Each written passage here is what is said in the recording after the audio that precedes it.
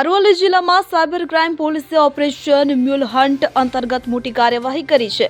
40થી વધુ bank account ભાડે લઈ રૂપિયા 9.50 લાખનું સાયબર ફ્રોડ કરનાર ગેંગનો પર્દાફાશ થયો છે। આ કેસમાં અરવલ્લીના 4 આરોપીઓની ધરપકડ કરવામાં આવી છે। પોલીસ તપાસમાં સામે આવ્યું છે કે આરોપીઓ લોકોના બેંક એકાઉન્ટ ભાડે લેવા માટે રૂપિયા 2000 થી રૂપિયા 40,000 સુધીની લાલચ આપતા હતા। ખાસ કરીને વિદ્યાર્થીઓના બેંક એકાઉન્ટને નિશાન બનાવી તેનો ઉપયોગ સાયબર ફ્રોડ માટે કરતા હતા।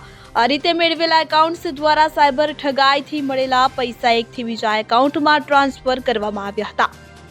આ ગેંગ અમદાવાદ અને ભાવનગર સુધી લોકોના બેંક એકાઉન્ટ ભાડે લઈને કામ કરતી હતી। આરોપીઓએ એપીકે ફાઇલ્સ અને ટેલિગ્રામ જેવા સોશિયલ મીડિયા પ્લેટફોર્મનો ઉપયોગ કરીને લોકોને છેતર્યા હતા। સાયબર ક્રાઇમ પોલીસના જણાવ્યા અનુસાર આ સમગ્ર કૌભાંડમાં અંદાજે રૂપિયા 9.50 લાખની ઠગાઈ થઈ છે। હાલ ઝડપાયેલા આરોપીઓની વધુ પૂછપરછ ચાલી રહી છે। અન્ય સંડોવાયેલા શખ્સોને ઝડપી પાડવા માટે તપાસ ચાલુ છે। પોલીસે નાગરિકોને અપીલ કરી છે કે પોતાનું બેંક એકાઉન્ટ કોઈને પણ ભાડે ન આપે અને અજાણી લિંક્સ, એપ્સ અથવા ઓનલાઈન ઓફરો પ્રત્યે સાવચેત રહે। સાયબર ગુનામાં સંડોવાયેલા હોવાના પુરાવા મળીએ એકાઉન્ટ ધારકો સામે પણ કાનૂની કાર્યવાહી થઈ શકે છે। ત્યારે આ ઝડપાયેલા આરોપીઓમાં સચિનભાઈ ધીરજભાઈ બામણા, જયદીપભાઈ મહેશભાઈ વાઘેલા, ખીલવ મહેશભાઈ રાઠોડ અને વિશાલ રણજીતભાઈ રાવળનો સમાવેશ થાય છે।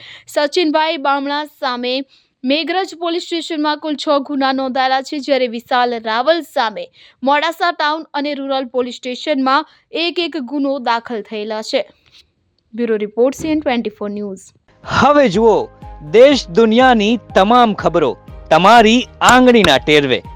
ઉઠાવો મોબાઈલ અને Google Play Store પરથી ડાઉનલોડ કરો અમારી CN24 ન્યૂઝ મોબાઈલ એપ।